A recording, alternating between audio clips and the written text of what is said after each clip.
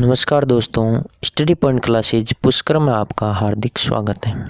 हम आपके लिए लेकर आए हैं हिंदी व्याकरण की बेहतरीन जानकारी, जो कि एग्ज़ाम की दृष्टि से आपके लिए अत्यंत ही महत्वपूर्ण साबित होगी।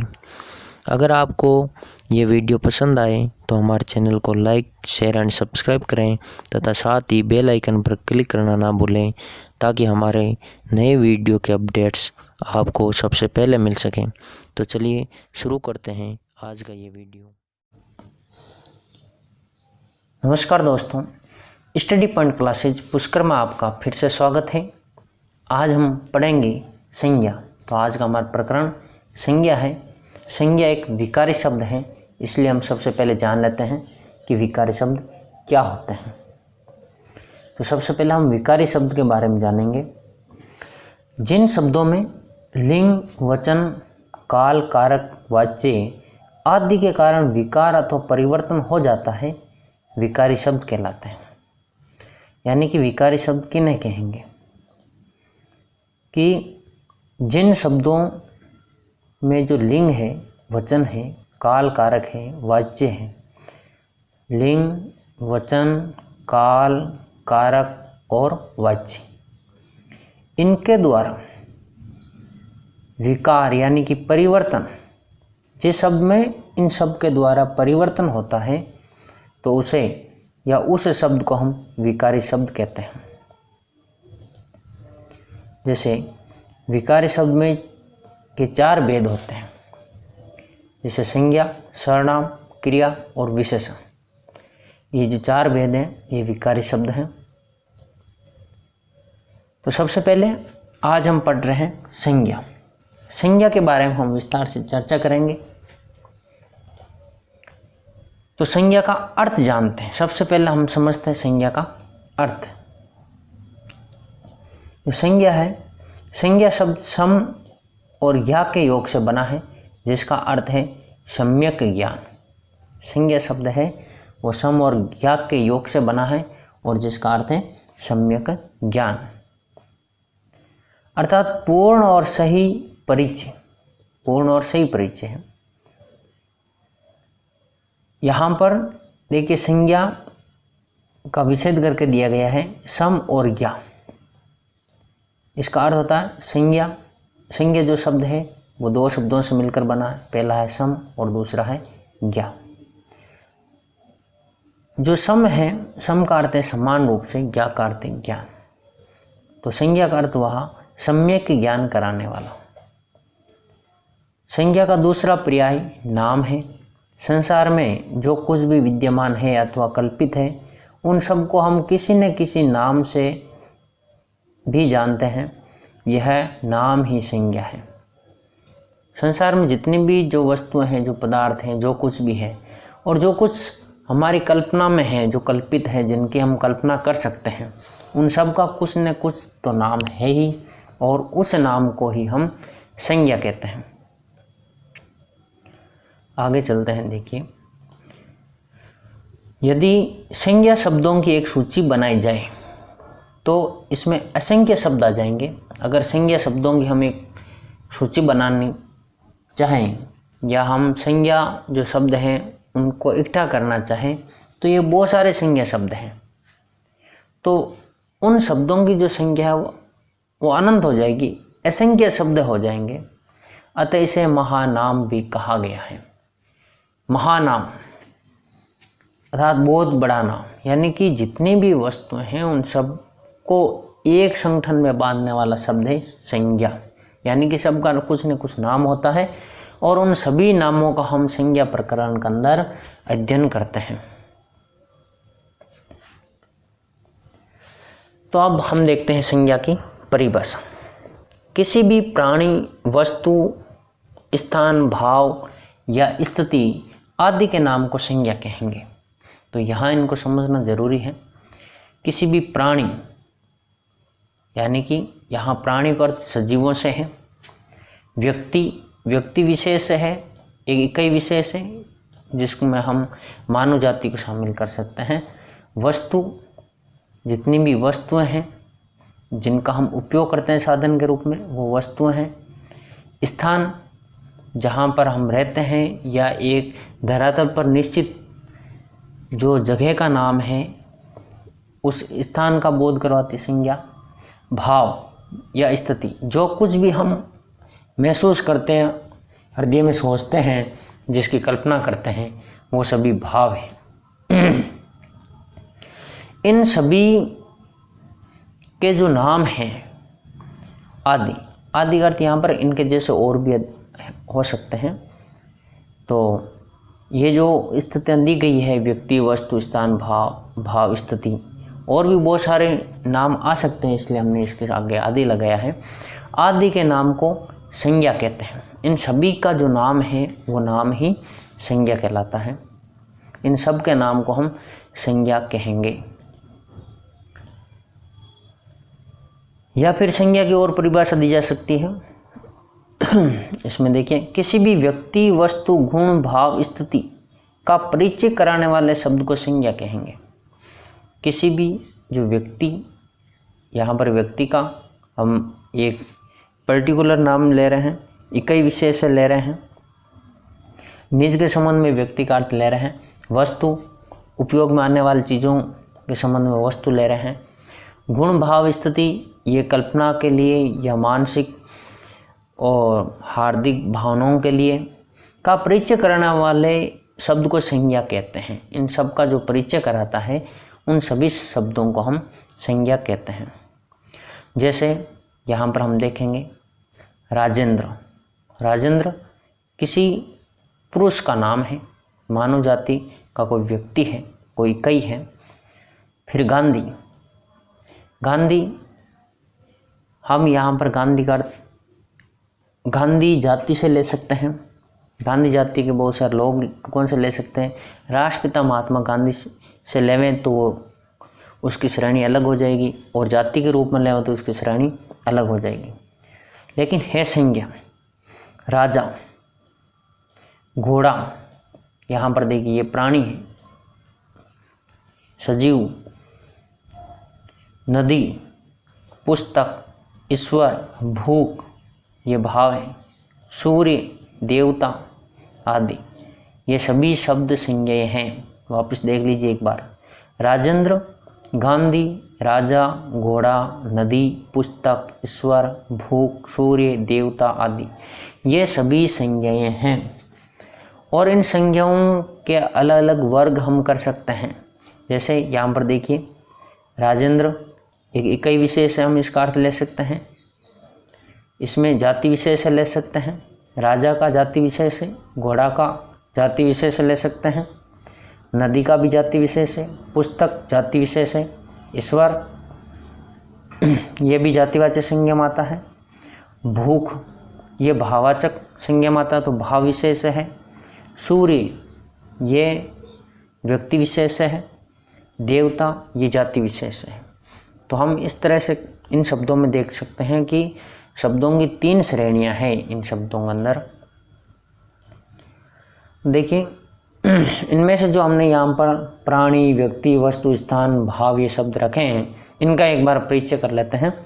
सबसे पहले देखिए प्राणी। प्राणी के अंदर जो शब्द आते हैं वो है पुरुष, स्त्री, बच्चा, सांप, तोता, चूहा, शेर, बिल्ली, हाथी, चींटी, गाय आदि। यानी कि जो भी सजीव पदार्थ हैं उन सभी सजीवों को हमने प्राणी वर्ग में रखा है। तो जितने भी सजीव हैं वो सभी प्राणी की श्रेणी में आएंगे, उन सभी को हम प्राणी कहेंगे। आगे देखिए वस्तु। वस्तु के अंदर हमने जितने भी निर्जीव पदार्थ हैं उन सभी निर्जीवों को हमने वस्तु के रूप में रखा है, जिनका हम साधन के रूप में प्रयोग करते हैं। तो वस्तुओं में देखिए पंखा। पंखा हमारे लिए एक साधन है। मेज, चित्र, बर्तन, पलंग, अलमारी, दीवार, ईंट, कागज आदि, ये सभी वस्तुएं हमारे लिए एक साधन का काम करती है, हमारे लिए एक साधन है।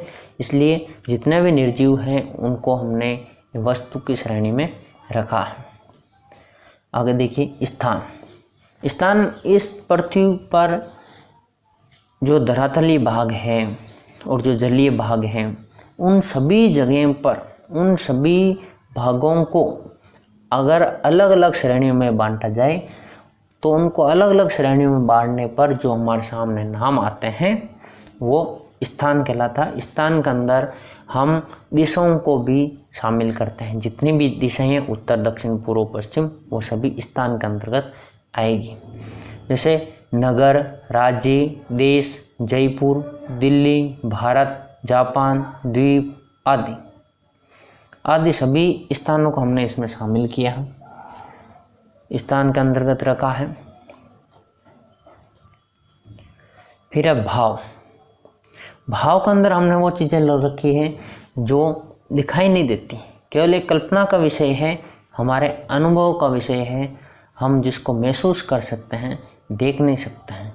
केवल हमारी मानसिक सोच है, हमारी भावात्मक सोच है, हमारे हृदय की सोच है और हमारी कल्पनाएं हैं। उन सभी को हमने भाववाचक की श्रेणी में रखा है। जैसे दुख, सुख,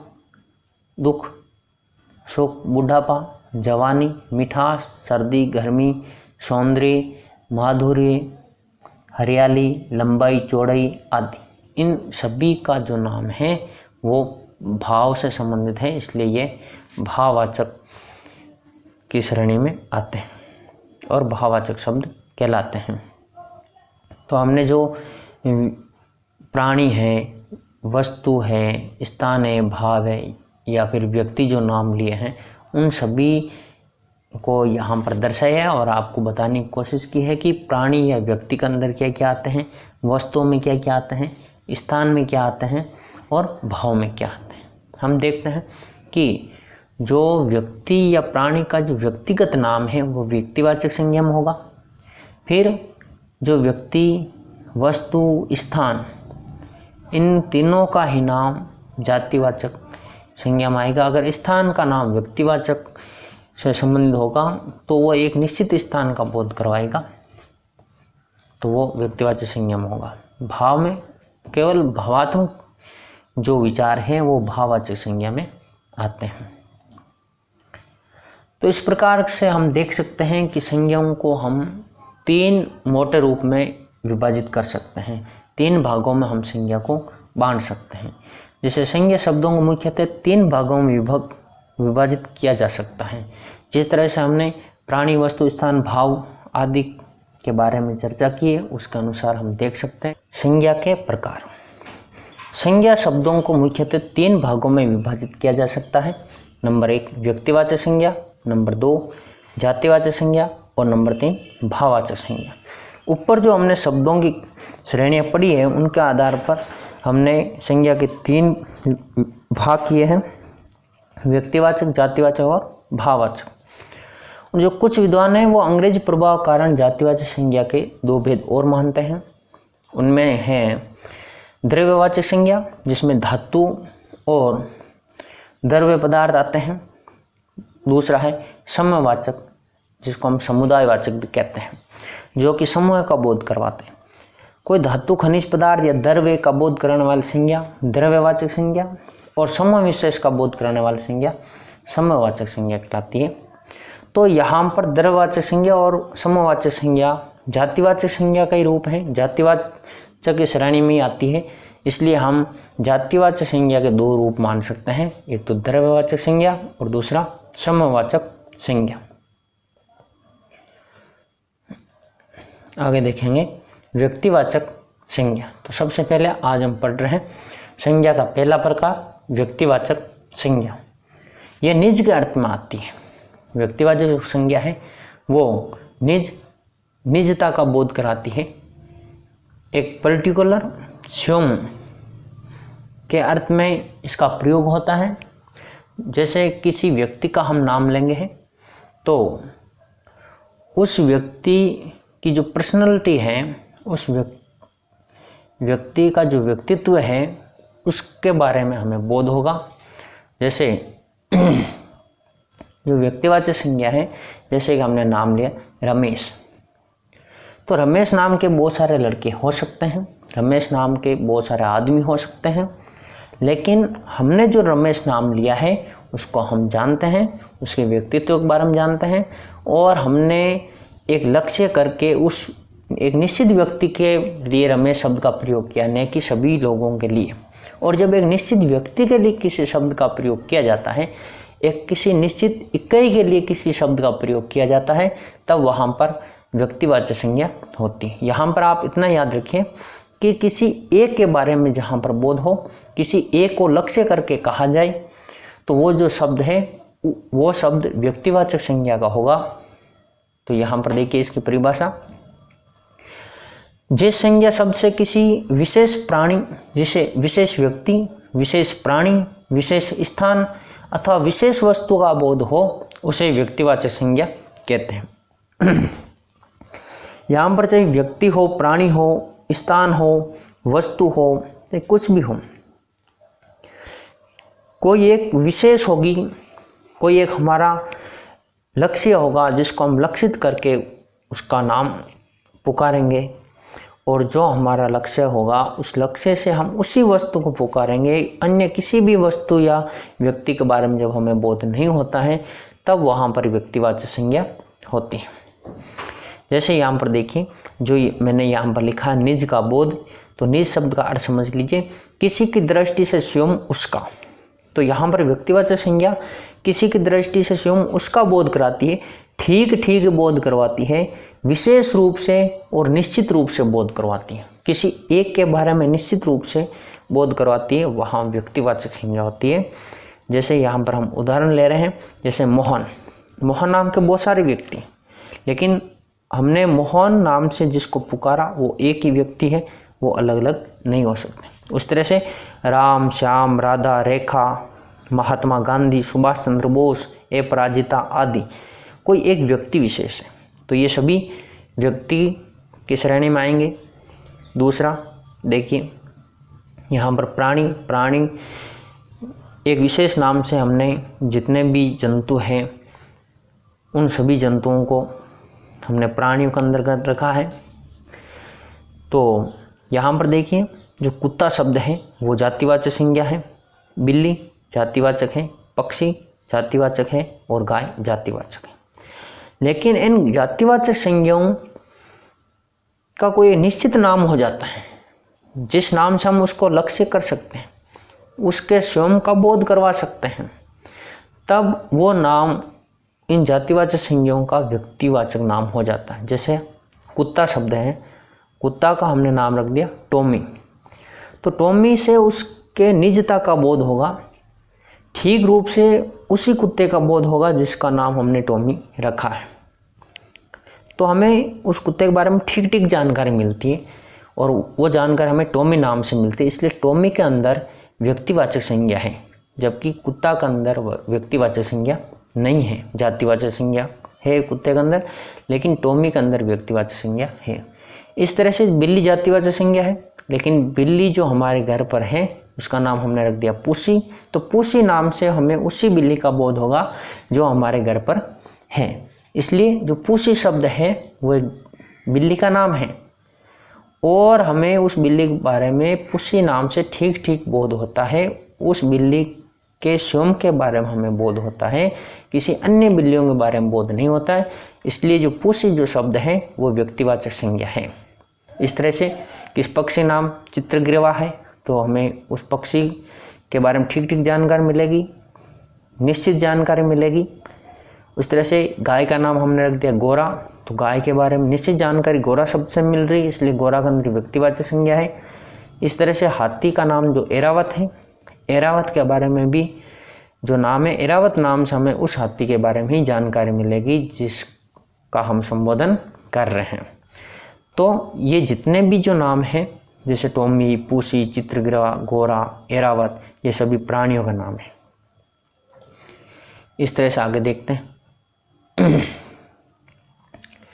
जैसे नागौर, पुष्कर, जयपुर, दिल्ली, आगरा, भारत, अमेरिका, एशिया आदि, ये सभी एक धरातल के भाग हैं। पृथ्वी का जो धरातल है उस धरातल को हमने छोटे छोटे भागों में बांट रखा है। उनमें से एक का नाम है नागौर, दूसरा पुष्कर, इसी तरह से जयपुर, दिल्ली, आगरा, भारत, अमेरिका, एशिया, ये सभी एक स्थान विशेष का नाम है और इसके अंदर दिशाएं भी आती हैं। दिशाओं का नाम भी हम रख सकते हैं उत्तर, दक्षिण, पूर्व, पश्चिम। लेकिन उत्तरी, दक्षिणी, पूर्वी, पश्चिमी ये विशेषण हो जाएगा, यहाँ संज्ञा नहीं होगी, ये विशेषण होगा। उत्तर, दक्षिण, पूर्व, पश्चिम में स्थान का बोध होने से आपके ये संज्ञा होगी। लेकिन उत्तरी, दक्षिणी, पूर्वी, पश्चिमी ये विशेषता लिए हुए हैं, इसलिए विशेषण है। तो यहाँ पर नागौर, पुष्कर, जयपुर, दिल्ली, आगरा, भारत, अमेरिका, एशिया ये सभी आपके व्यक्तिवाचक संज्ञाओं के नाम हैं। और अगर हम इनको थोड़ा गूढ़ अर्थ में जाएं तो नागौर में बहुत सारे गांव हैं, उन सभी का बोध हो रहा है, तो ये जातिवाचक संज्ञा हो जाती है। लेकिन जो पुष्कर शब्द है, पुष्कर से केवल पुष्कर शहर का ही बोध हो रहा हो, किसी का बोध नहीं हो रहा है, तो जो पुष्कर है वो शुद्ध व्यक्तिवाचक संज्ञा है। जयपुर है, जयपुर के अंदर भी बहुत सारे जिलों का बोध हो रहा है, तो ये एक विश्लेषण का विषय है। लेकिन अभी हम सामान्य तौर से जितने भी स्थानों का पर्टिकुलर जो नाम है उस नाम से हम केवल नागौर का ही बोध करवा रहे हैं। केवल नागौर का बोध हो रहा है तो व्यक्तिवाचक संज्ञा, केवल जयपुर शहर का बोध हो रहा है तो व्यक्तिवाचक संज्ञा। तो यहाँ पर हमें जानकारी जो मिल रही है उस जानकारी के आधार पर हम ये निश्चित करेंगे कि संज्ञा व्यक्तिवाचक है या फिर भाववाचक है। अगर जो पुष्कर शब्द है, पुष्कर का सरोवर भी होता है, इसलिए हमने पुष्कर शब्द का अगर अर्थ सरोवर ले लिया तो उसके अंदर तो जातिवाचक संज्ञा हो जाएगी। लेकिन ये शहर का नाम है पुष्कर, इसलिए इसके अंदर यहाँ पर व्यक्तिवाचक संज्ञा है। तो जितने भी स्थान हैं तो उस स्थान की एक इकाई का बोध जिन शब्दों से हो रहा है उस इकाई के अंदर आपकी व्यक्तिवाचक संज्ञा होगी। इस तरह से रामायण, महाभारत ये पुस्तकों का नाम है। लाल किला, हवा महल ये महल व दुर्गों के नाम है। गंगा, यमुना नदियों के नाम है। नीलगिरी, हिमालय ये पर्वत के नाम है। गांडीव ये अस्त्र शस्त्र का नाम है। जैसे जो अर्जुन की जो धनुष थी उसका नाम था गांडीव। तो अस्त्र शस्त्र यहाँ पर जातिवाचक है, पुस्तक जातिवाचक है, महल व दुर्ग जातिवाचक है, नदी जातिवाचक है, पर्वत जातिवाचक है। लेकिन पुस्तकों के अंदर पुस्तक का जो नाम है जैसे रामायण है, महाभारत है, ये व्यक्तिवाचक है। उसी तरह से महलों के अंदर हवा महल है, दुर्गों के अंदर लाल किला है, तो लाल किला और हवा महल के अंदर व्यक्तिवाचक संज्ञा। गंगा, यमुना ये नदियों के अंदर विशेष नाम है। गंगा से केवल गंगा नदी के बारे में बोध होगा, यमुना से केवल यमुना नदी के बारे में बोध होगा, तो ये व्यक्तिवाचक संज्ञा होगी। पर्वत से बहुत सारे पर्वतों में बोध होता है इसलिए जातिवाचक। लेकिन कौन सा पर्वत? नीलगिरी पर्वत, हिमालय पर्वत, तो नीलगिरी और हिमालय के अंदर व्यक्तिवाचक संज्ञा है। गांडीव केवल एक अर्जुन के ही धनुष का नाम था और किसी के अन्य धनुष का नाम गांडीव नहीं था, इसलिए अर्जुन के धनुष के लिए जिस शब्द का प्रयोग होता है वो गांडीव से बोध होता है। केवल एक उस पर्टिकुलर शब्द से उस पर्टिकुलर वस्तु के बारे में बोध हो रहा है। गांडीव से हमें अर्जुन के धनुष का बोध हो रहा है, इसलिए ये व्यक्ति और उसकी निजता का बोध करवा रहा है, इसलिए ये व्यक्तिवाचक संज्ञा है। तो वस्तुओं के जितने भी जो नाम हैं वो आपकी व्यक्तिवाचक संज्ञाओं में आएंगे। अब कई बार व्यक्तिवाचक संज्ञाओं का जातिवाचक संज्ञाओं के रूप में भी प्रयोग हो जाता है। इतना सब कुछ होते हुए जैसे भी हमने कहा, जैसे हम अर्थ लेंगे उस अर्थ के अनुसार हम निश्चित करेंगे कि व्यक्तिवाचक संज्ञा है या फिर जातिवाचक संज्ञा है। तो इस संबंध में हम थोड़ी चर्चा कर लेते हैं। तो हम देखते हैं व्यक्तिवाचक जो संज्ञा है उसका जातिवाचक संज्ञा के रूप में भी प्रयोग हो जाता है कई बार। जैसे व्यक्तिवाचक संज्ञा का प्रयोग सदैव किसी एक विशेष प्राणी या स्थान के लिए होता है, किंतु जब उसके गुण अन्य प्राणी आदि में पाए जाते हैं तब उसका प्रयोग जातिवाचक संज्ञा के रूप में भी होता है। यानी कि व्यक्तिवाचक संज्ञा जो हमने पढ़ी इसके अंदर हमने बहुत सारे नाम पढ़े। उन नामों से हमें अगर किसी एक व्यक्ति विशेष के बारे में बोध न होकर के अनेक का बोध होता तब उस शब्द में व्यक्तिवाचक संज्ञा न होकर के उस शब्द में आपके जातिवाचक संज्ञा होगी। जैसे आज देश को राजा हरिश्चंद्रों की आवश्यकता है। हरिश्चंद्र एक व्यक्ति विशेष था, एक राजा का नाम था, लेकिन उसके जो गुण हैं, उसका जो व्यक्तित्व है, तो उसके गुण और व्यक्तित्व का बोध हरिश्चंद्रों से हो रहा है, हरिश्चंद्र शब्द से नहीं, हरिश्चंद्रों से। तो यहाँ पर हरिश्चंद्र का बहुवचन लगाने से हमें एक सत्यनिष्ठ व्यक्ति के बारे में बोल रहा है, और सत्यनिष्ठ व्यक्ति एक नहीं होता, बहुत सारे होते हैं। तो यहाँ पर अनेक व्यक्तियों के लिए हरिश्चंद्र शब्द का प्रयोग हुआ है, इसलिए यहाँ पर हरिश्चंद्र जो शब्द है उससे जातिवाचक संज्ञा बनी है, हरिश्चंद्रों बहुवचन लगाने से। तो आज देश को राजा हरिश्चंद्रों की आवश्यकता है, तो हरिश्चंद्रों शब्द के अंदर जातिवाचक संज्ञा है। इस तरह से आज भारत में पटेलों की आवश्यकता है। सरदार वल्लभ भाई पटेल जो वैचारिक रूप से दृढ़ मनुष्य थे, तो उनका बहुवचन लगा दिया और उनके जो गुण हैं वो शब्द के अंदर देखे गए, तो ये पटेलों शब्द में जातिवाचक संज्ञा हो गई। इस तरह से विभीषणों के कारण ही भारत पतन के गर्त में चला गया, तो विभीषणों का यहाँ पर देशद्रोही के पर्याय के अंदर विभीषण को लिया गया है। इस तरह से उनकी बात पर पूरा विश्वास करो, वह बिल्कुल भीष्म पितामह है। तो भीष्म पितामह का अर्थ यहाँ पर देखिए बहुवचन के रूप में नहीं हुआ, लेकिन फिर भी भीष्म पितामह का अर्थ यहाँ पर दृढ़ प्रतिज्ञा वाले व्यक्ति से है, क्योंकि भीष्म पितामह दृढ़ प्रतिज्ञा के पर्याय बन गए हैं। तो उस पर्याय के रूप में यहाँ पर भीष्म पितामह का अर्थ आया हुआ है, भीष्म पितामह शब्द का अर्थ आया हुआ है, इसलिए उस पर्याय को ध्यान में रखते हुए हम यहाँ पर जो संज्ञा है वो जातिवाचक संज्ञा रखेंगे। इसी तरह से प्राचीन युग में घर घर में सीता और सावित्री थी। सीता और सावित्री दोनों ही पतिव्रता नारी के प्रतीक है, इसलिए सीता और सावित्री जो शब्द है वो पतिव्रता नारी का प्रतीक रूप में आया हुआ है, इसलिए सीता और सावित्री के अंदर जातिवाचक संज्ञा है, क्योंकि इनका प्रयोग जातिवाचक संज्ञा के रूप में ही हुआ है। सीता का अर्थ केवल एक सीता नामक स्त्री से नहीं है, सावित्री का अर्थ केवल एक सावित्री नामक स्त्री से नहीं है, बल्कि पतिव्रता जितनी भी नारियां हैं उन सभी के लिए सीता और सावित्री शब्द का प्रयोग हुआ है। तो यहाँ पर हम देख रहे हैं जो हरिश्चंद्र शब्द है उसका प्रयोग सत्यनिष्ठ व्यक्तियों के लिए हुआ है। सत्यनिष्ठ व्यक्तियों के लिए हरिश्चंद्र शब्द को पर्याय लेकर के यहाँ पर प्रयोग हुआ है, इसलिए हरिश्चंद्र के अंदर जातिवाचक संज्ञा है।